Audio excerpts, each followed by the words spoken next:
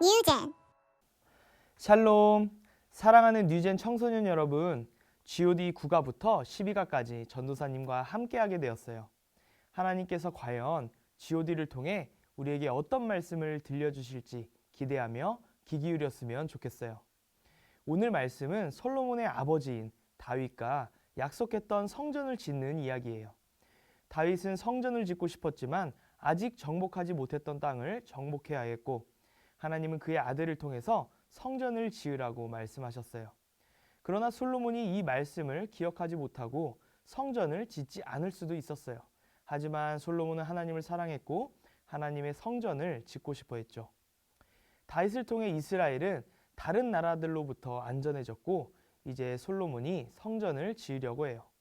이스라엘은 애굽에서 나와 광야를 떠돌았고 하나님이 약속하신 가나안 땅을 400년 동안이나 정복하지 못했어요. 그러나 다윗을 통해서 안전하게 자리를 잡은 이스라엘에 하나님의 집이 필요했죠. 하나님께서 이 나라를 다스린다는 것을 상징하는 성전이 필요했던 것이죠.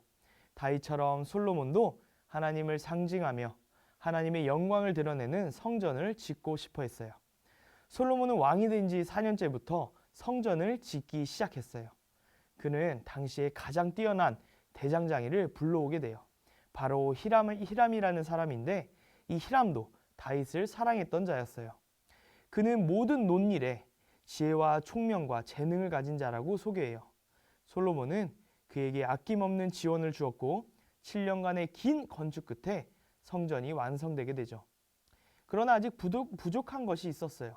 바로 언약궤였죠. 하나님을 상징하는 언약궤가 성전에 있어야 완성인 것이죠. 솔로몬은 제사장, 레위인, 지파의 우두머리들과 함께 온 이스라엘에 모이게 했어요. 그리고 성소에 있어야 할 기구들을 모두 넣고 언약궤를 지성소에 넣었죠. 그날 하나님이 백성 가운데 나타나셔서 영광을 나타내 보이셨죠. 이것은 하나님께서 이스라엘과 함께 한다는 것을 보여주시는 것이며 하나님께서 기뻐하신다는 것을 나타낸 것이죠.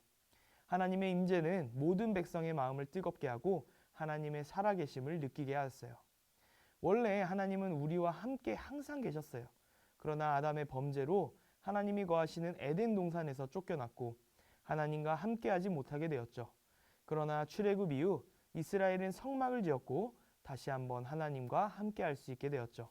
솔로몬이 이후에 기도를 하는데 그는 이렇게 고백해요. 하나님, 우리 조상들과 함께 하셨던 것처럼 우리와 함께 계시고 떠나지 마시고 버리지 마시옵소서. 우리가 하나님 외에는 다른 신이 없다는 것을 알고 하나님이 명령하신 계명과 법도와 율례를 지키게 하여 주세요. 하나님은 우리가 하나님을 믿고 하나님의 말씀대로 살고자 한다면 언제나 우리를 지키시고 우리와 함께 하시는 분이시지만 우리가 하나님을 배반한다면 하나님은 언제나 우리를 떠나실 수도 있는 분이에요. 우리는 착각해서는 안 돼요. 우리가 하나님을 믿지 않고 하나님의 말씀대로 행하지 않으면 하나님은 우리 곁을 떠나실 수도 있어요. 거룩하신 하나님이기 때문에 죄가 있는 우리와 함께 할 수 없기 때문이죠. 하나님께서는 언제나 우리를 받아주시는 분이지만 나의 죄가 무거울수록 하나님의 관계가 다시 회복된다는 것은 쉽지 않을 수도 있어요. 또한 하나님의 사랑을 이용해서 나의 잘못을 쉽게 생각해서도 안 되죠. 사랑하는 뉴젠 청소년 여러분, 언제나 하나님의 말씀을 사랑하고 믿고 지킴으로 하나님과 항상 동행하기를 바라요.